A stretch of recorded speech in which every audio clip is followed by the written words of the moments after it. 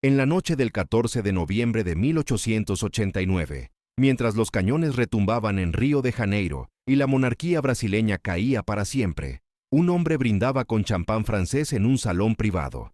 No brindaba por la República, no brindaba por la libertad. Brindaba porque acababa de ganar una mano de baccarrá y por primera vez en semanas sus deudas no lo aplastaban. Ese hombre era el marechal Enrique Augusto Valladares. Tenía 52 años. Era uno de los héroes militares que acababan de derrocar al imperio. Era respetado en todo Brasil. Era considerado un padre de la nueva nación. Y en ese mismo momento, en una habitación pequeña de la hacienda donde había nacido, dormía un niño de 7 años que llevaba su misma sangre. Un niño que al día siguiente sería vendido como si fuera ganado.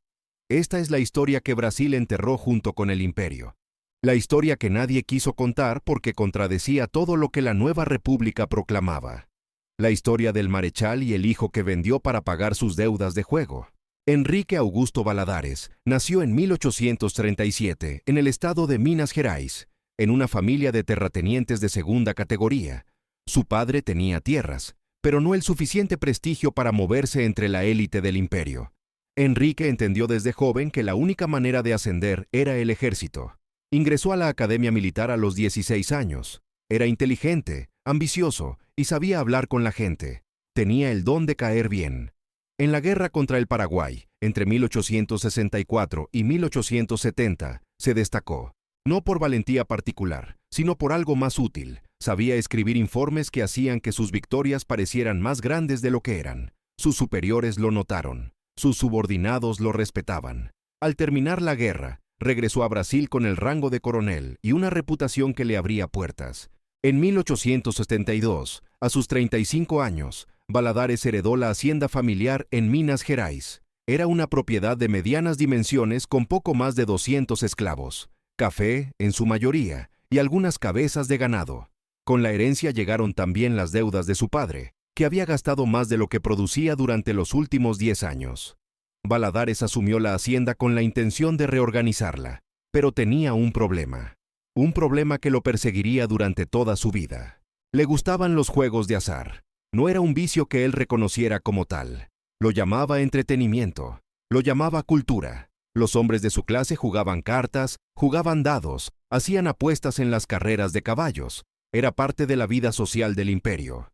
Pero Valladares no sabía perder, y cuando perdía, volvía a apostar para recuperar lo perdido, y cuando perdía de nuevo, volvía a apostar para recuperar eso.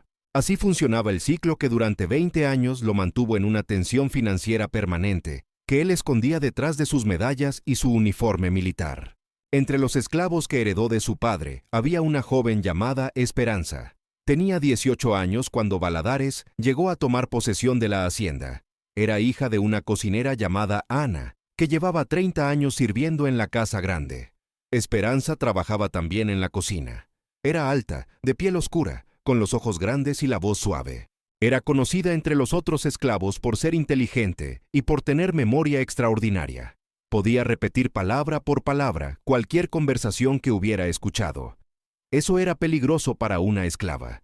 Ese tipo de inteligencia hacía que los amos la miraran diferente, no con admiración, con incomodidad.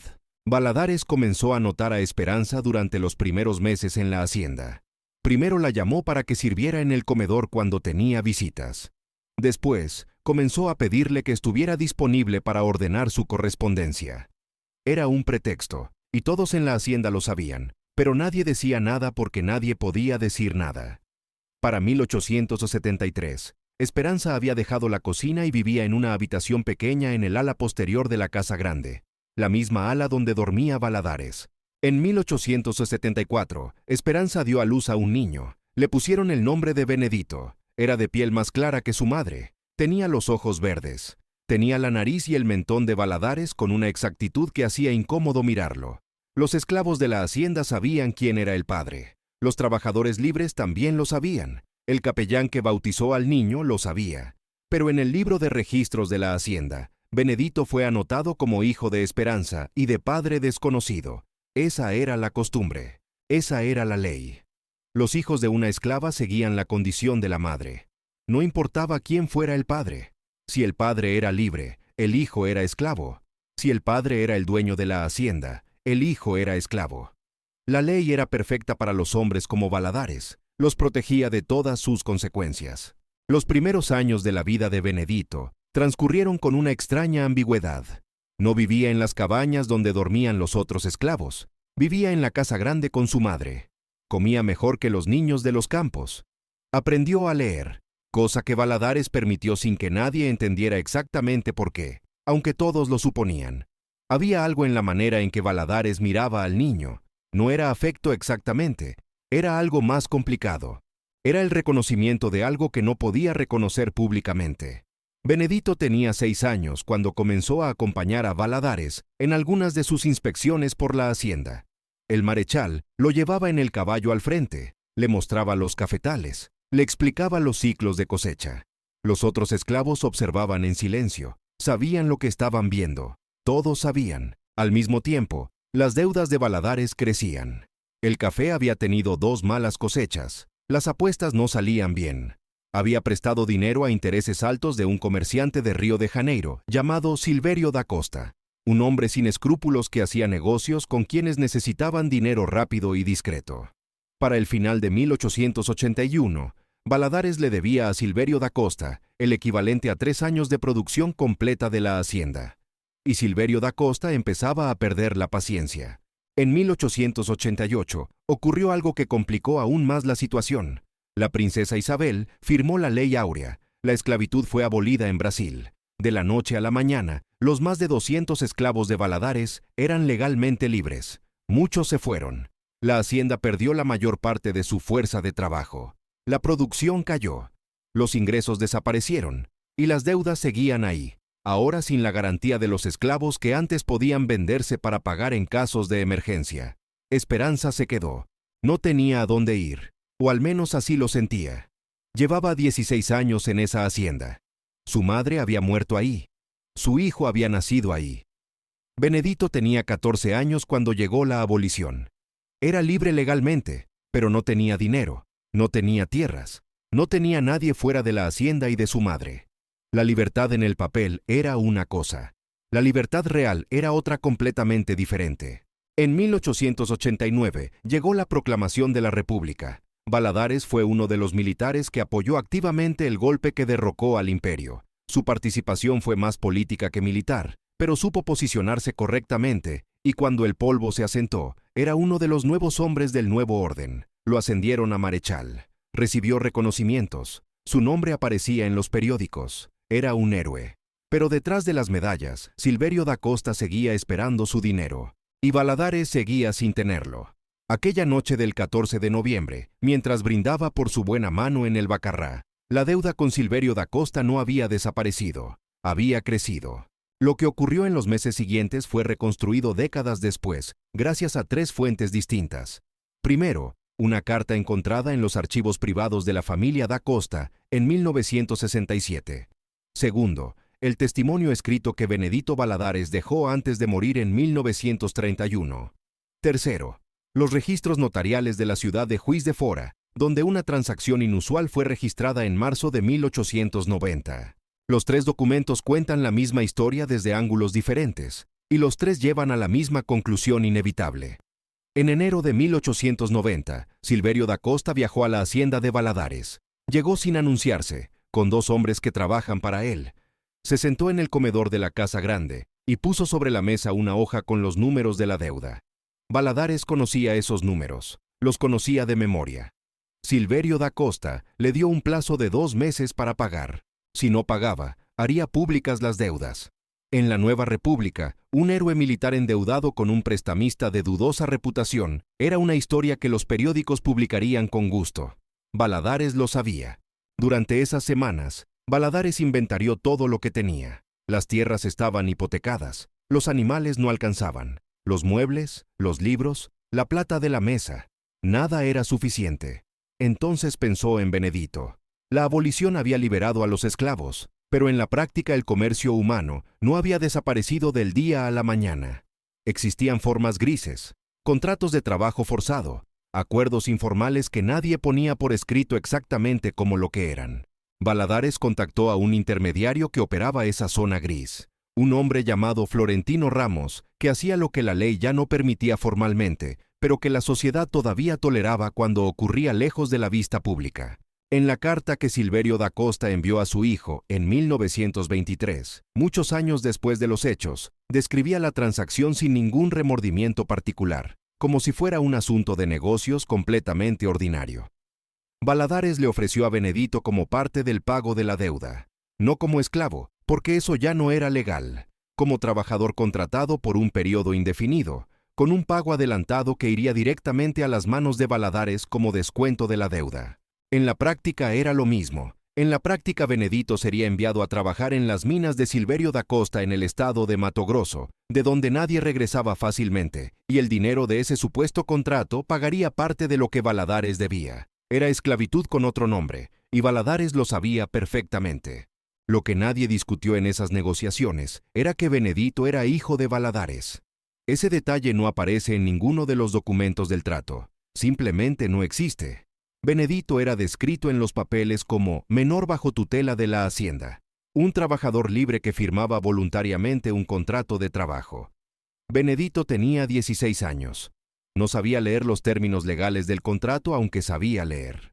Le presentaron el papel para firmar una tarde, en presencia de Florentino Ramos y de un hombre que decían era notario pero que probablemente no lo era. No le explicaron a dónde lo enviarían.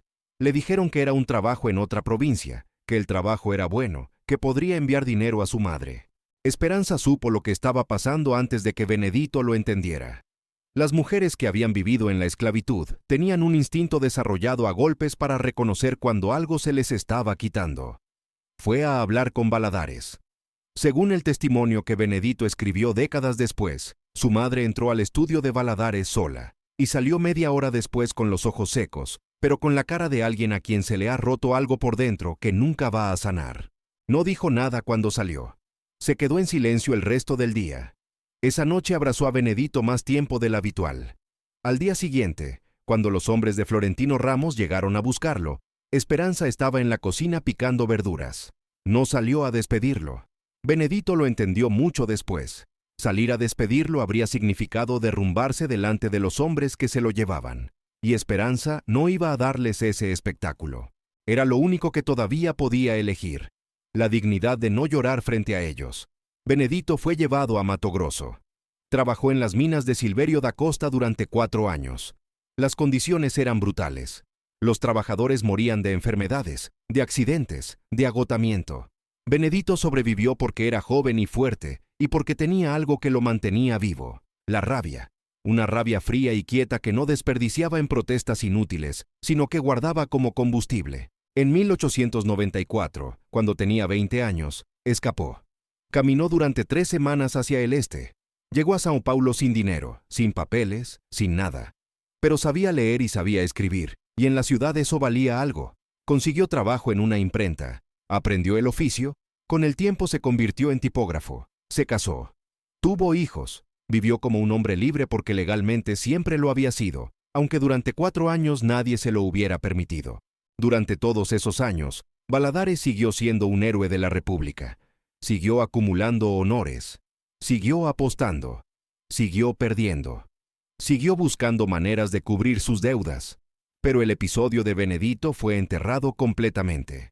Nadie en los círculos militares sabía de qué manera el marechal había pagado sus compromisos con Silverio da Costa. Nadie preguntaba. Esa era la cultura. Esos hombres sabían que tenían deudas entre ellos, sabían que las pagaban como podían, y no hacían preguntas sobre los métodos porque cualquiera de ellos podía necesitar la misma discreción algún día. Benedito Valladares nunca regresó a Minas Gerais durante la vida de su madre.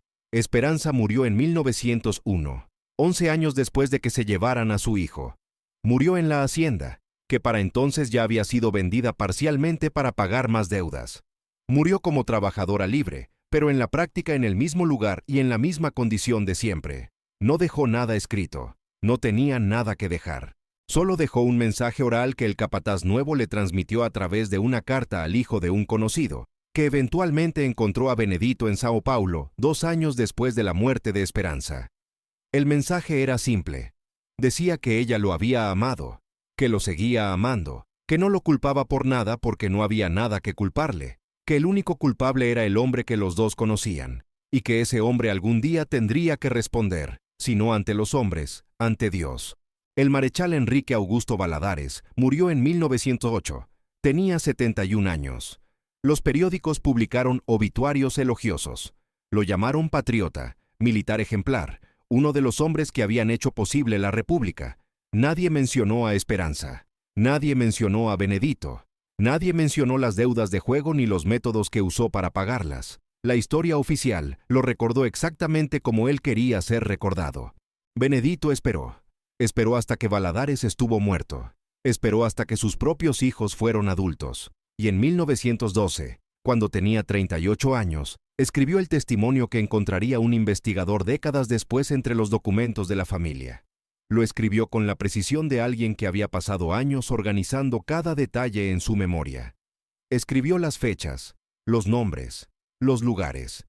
Escribió cómo se llamaban los hombres que vinieron a buscarlo. Escribió el nombre de Florentino Ramos. Escribió el nombre de Silverio da Costa. Escribió la descripción del contrato que lo había obligado a firmar. Escribió sobre las minas. Escribió sobre los años que tardó en entender plenamente lo que su padre le había hecho. Escribió sobre su madre y sobre el último abrazo que no había sabido reconocer como despedida hasta que ya era tarde. Al final del documento escribió una sola frase que el investigador que lo encontró reprodujo exactamente en su publicación de 1967. Decía: «Él nunca me llamó su hijo en voz alta, pero tampoco pudo borrar mi cara, que era la misma que la suya». La historia de Benedito Valladares no es la historia de un caso aislado. Es la historia de lo que ocurrió en Brasil en los años exactos en que el país celebraba el fin de la esclavitud, pero en la práctica seguía operando con las mismas lógicas de siempre, con nombres diferentes, con papeles diferentes, con la misma violencia de fondo. La abolición de 1888 fue real en el papel. Tardó décadas en ser real en la vida de millones de personas. Y hubo quienes, como el marechal Valladares, usaron esa zona gris entre lo que la ley proclamaba y lo que la realidad permitía para hacer exactamente lo que siempre habían hecho, cuando nadie los miraba, cuando el poder los protegía, cuando la nueva bandera de la República brillaba suficientemente fuerte como para que nadie quisiera bajar la vista hacia lo que había debajo. Brasil construyó su república sobre los cuerpos de personas que nunca fueron reconocidas en los monumentos ni en los discursos. Los apellidos de sus héroes están grabados en el mármol de edificios que todavía existen. Los nombres de quienes pagaron el precio de esa gloria no están escritos en ningún lugar oficial. Solo en documentos amarillentos que alguien encontró por casualidad. Solo en testimonios que los herederos de los poderosos llamaban mentiras o exageraciones. Solo en la sangre de los descendientes que cargaron el peso de esa historia sin que nadie les explicara exactamente qué estaban cargando. Benedito Valladares murió en 1931 en Sao Paulo. Tenía 57 años. Sus hijos crecieron sin saber exactamente quién era el abuelo que nunca conocieron. Solo sabían que su padre había venido de Minas Gerais, que había tenido una vida difícil y que nunca hablaba de ello. Cuando sus hijos le preguntaban por su historia, Benedito respondía siempre lo mismo. Decía que era una historia muy larga. Decía que algún día la escribiría. Y un día la escribió. Y esa escritura sobrevivió. Y esa sobrevivencia es la única justicia que tuvo, la única que nadie pudo quitarle.